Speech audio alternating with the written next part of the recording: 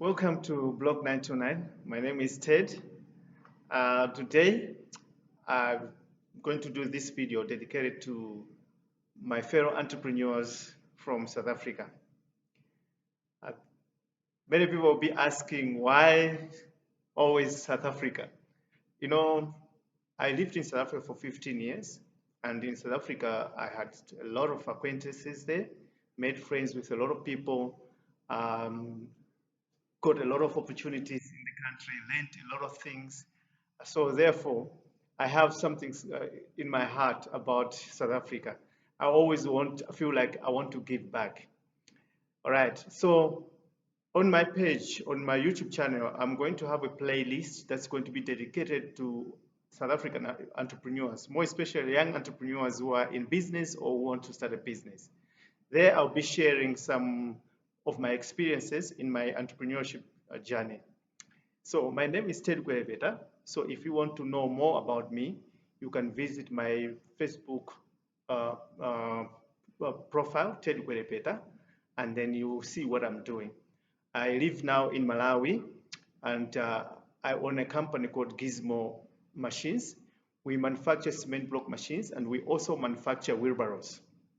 Um, so we are focusing more especially into the construction industry, but we are also planning to look at opportunities in the agricultural industry. So we will soon be manufacturing tractors and also some farming equipment. All right.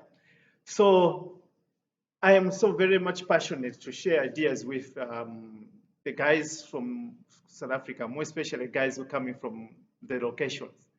So I belong to some of the groups. I belong to Kasi Hustlers group. I also belong to Black entrepreneurs groups. So I do go there and look at what people are discussing, and I discover that most of the things that people discuss about is they discussing about the challenges that they face to establish a business, the challenges that they face to get funding, and so I feel like I can contribute something. You know, being a South African, you are actually privileged comparing to most of us who are coming from countries that are outside South Africa. The reason why I say that is that the environment to do business there is very good. You know, as an entrepreneur, you can get resources easily without any hassles. So if, say, for example, you are manufacturing, to get equipment and to get materials is much easier. So even if to get materials outside South Africa, it's not very difficult than to compare with people like us who are coming Central Africa, East Africa, West Africa. We do struggle a lot to get some of the resources. And another thing is also that the banking system in South Africa is very good. Every now and then, they do offer loans for people. So to get a loan in South Africa is not a difficult thing. So, I mean, when you come to countries like our country to get a loan, I'm telling you, it's not easy. It's very difficult.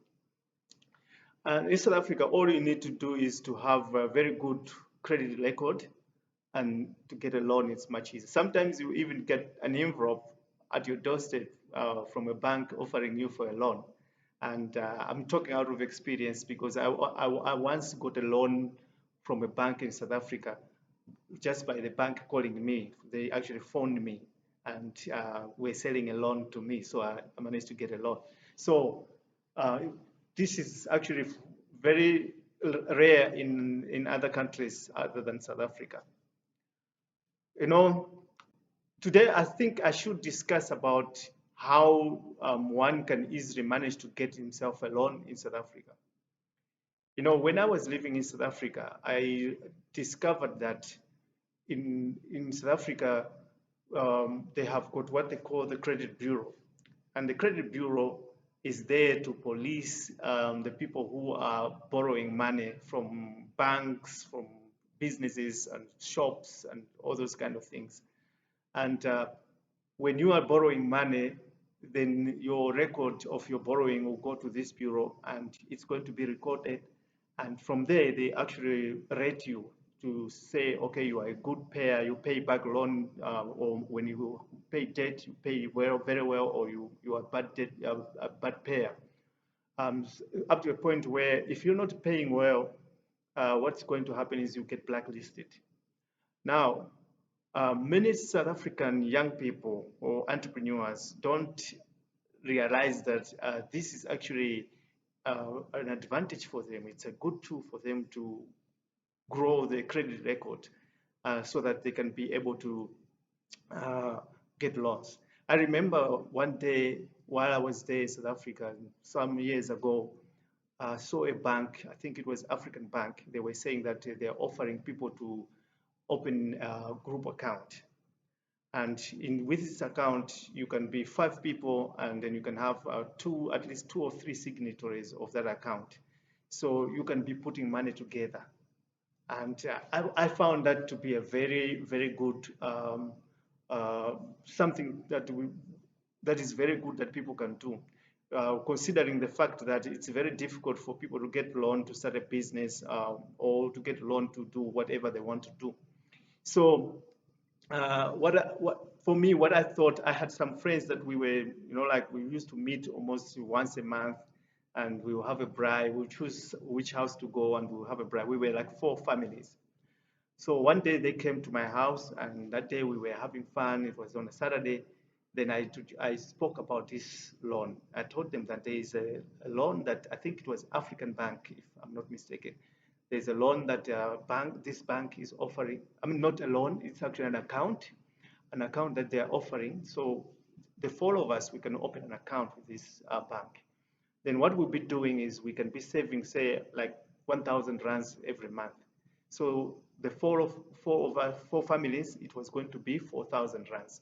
And I told them that we can have at least a little bit of a long-term goal and say, okay, we're going to be saving this money for at least 3 years.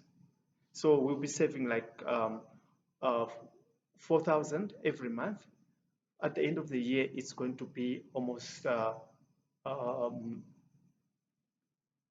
almost 48,000 rand. And now for 3 years, it will be over 120,000 rands that we have saved.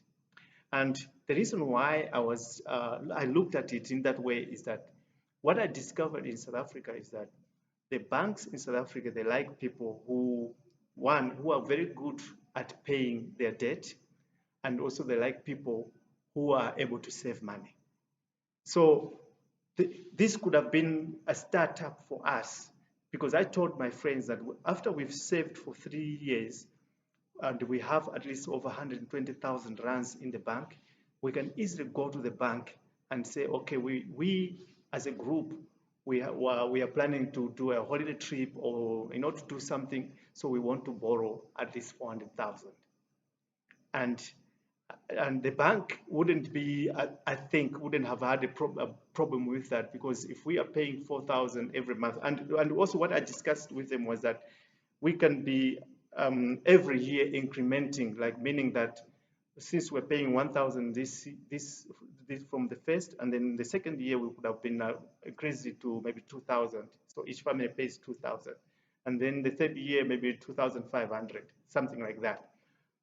And then the bank, when we go to the bank and they say we want to borrow money, say for example, maybe we can say we want to have a party, or we want to take a long trip for holiday, so we want to borrow 400,000. The bank won't find it very difficult, because they know that with that money, if we borrow it and the repayments were not going to be very difficult for us, since we are already saving, since we had already money also in the bank. So it wouldn't be difficult for the bank to borrow us. And at that time, I think it was in 2003, if I'm not mistaken, or 2002, houses were not very expensive. So I told them that what we would do, we would take that money and we can buy a house. So if we buy a house, and then as a group, instead of now meeting on weekends to have fun, we'll be meeting weekends to go to that house to do some renovations. So we will go there as a group with our kids, and we braai there, and then we start painting the house and fixing cabinets and all those kind of things. And after we finish, then we can sell the house. So once we sell the house, then we can buy another house. and we do the same thing. Uh, and then we sell the house. And then when we're selling the second, the third house, we started paying off the loan. And then until we come to a point where we don't owe the bank any money. And then we can be now on our feet. We continue doing this, growing our business until we've reached a point where now we started buying houses for our families. And I'm sure that if we had started then in 2002, by today we would have been having our own houses and our business would have been a very big business. But my fellow friends there, they did not understand the idea behind this, uh, the, the, the benefits behind this idea. So one of my friends, lady wife, started singing, and they just like ignored this topic that I was discussing with them.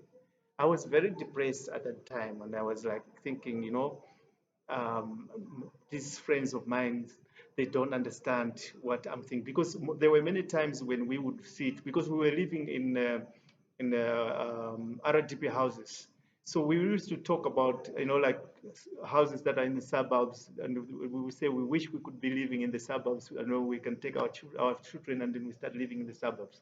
And that's when I told them it's possible for us to live in the suburbs, but we can have a long-term goal, and we start saving money as a group, and then we, like buy property, fix the property, we sell like that until we pay off the loan, and we keep on buying properties, and then we're selling until we have generated enough money that each family can be able to have a house of their own. But they did not understand, and I was very depressed. And after that, I think they noticed that I started, pulling back, because I realized that, I wasn't going to go anywhere if I continued with the wasting time. For me, I was always wanting to move. Yeah. So what I'm trying to say is that uh, there are plenty of opportunities for people in South Africa, to be able even to raise funds for a capital for their business. You just have to use the resources that you have there already, use them wisely. I remember also I started a shop there, a spaza shop, but I didn't have money. I didn't have a job, so I started with very little stock. So I would go to this place with wholesaler to buy stock. And what I did, I started, befriending the owner of the wholesaler. So each week when I went there, I was able to buy more stock. So because I was always reinvesting the money back into the business. Because my uncle he came to visit me in South Africa at that time. So when I started business, and he's the one who advised me to say, okay, Ted, if you want to grow your business, what you should be doing is you must be reinvesting into the business. So have a piece of paper. So when people come in and they ask for something, say for example, they come in and they say they want some eggs, and you don't have eggs, you must write on the paper eggs. And if somebody else comes and says they want matches, and you don't have matches, you must write matches. Now, at the end, and if somebody comes again and asks for eggs, and you say you don't have eggs, but then you tick, and then somebody comes again, you tick. The items which are going to have a lot of ticks is the one that you're going to introduce next in your business. So every week I will be introducing a new product in the business, in the spaza shop. And then by the end of 3 months, my business was doing very, very well. But now, because I was also establishing a very good relationship with the wholesaler started giving me stock on consignment. So when I went there and he saw that my business is growing, I'm buying more and more, he knew that he needed to help me. So he would tell me, okay, you can take what you want, and then you can pay when you come to get more stock, you pay. So that's how my business is growing. So like I say now, I'm trying to say now that if you are able to use your resources and the advantages that you have there in South Africa, it's very easy for you to grow your business. But when you are thinking of doing a business in South Africa, you should be looking more especially into the location, because the locations is where the money comes from. You know, people every day they wake up in the morning, they get in the taxis, going to town to go and work. They work in the factories, they work in the shops and other stuff. Then they come back home. But then you'll find that at the end of the day, these people, they want to buy things that they need. They want to buy clothes, they want to buy food. Then they go back to town, into the shops to go and buy whatever they need. So if you can be thinking and say, okay, how can I make it very easy for the people by, supplying them with things that they need, that they have to go to town to buy, then they can be getting them right here in the location. It's very easy to do that. Uh, so that's what I can advise most of the young people. There are so many businesses that you can start in the location. You can start even hardware. You can start very small from your garage. You can start supplying hardware. Just look at the things that the people need the most, hardware products that they need. Maybe cement is something that is very popular. You can start with supplying the cement. So the people in your area, they will know that they don't have to go to town to buy cement. They can buy it from you. Um, and then as your business grows, you'll find that the supply of cement is going to start giving you a discount when you buy wholesale when you buy the cement. You can start tailoring shop, making people's clothes. You can even start a clothing shop. Here in Malawi, we have people who are doing, selling clothes from their garages or small shops in the areas where people stay. It's not always say that you have to open that shop in town. In our areas, we do find people who are even operating restaurants or takeaways. I remember in South Africa when I lived there, in the location that we were living, I used to live in a colored area. There was a lady that started takeaway. So every Friday we would go there to buy fish and chips. So yeah, you can also start thinking of doing things like that. Um, I, when I was there, it was difficult to see in the location somebody fixing fridges. You know, I never saw anybody fixing fridges. I never saw anybody fixing TVs. I never found somebody repairing shoes. Things like that. The only thing that I saw there that is common here was a barber shop, maybe ladies doing hair, but things like fridge repair, TV repair, radio repair, I never saw anybody doing that. And it's good business that you can be doing, selling these kind of things. Yeah, so and also, like welding, you can be welding furniture, you can be welding gates and whatever to be supplying to the people in the location. So this is what I just wanted to have a chat with you guys. Um, so don't forget to subscribe, uh, and press the notification bell, leave a comment, and just give some suggestions of what you would like me to share with you. I'm not a rich person, but at least I'm able to do business. I have a team of welders that I've employed, so I have some experience so that I can be able to share. And another thing is that I've lived in South Africa for 15 years, so I do understand the challenges that the young people are facing when they've just finished school. So I think it's my duty to be there to motivate you. And yes, by the way, I'm going to share another video there that I think you might like to watch. So just click on that. Click on this video. Thank you very much.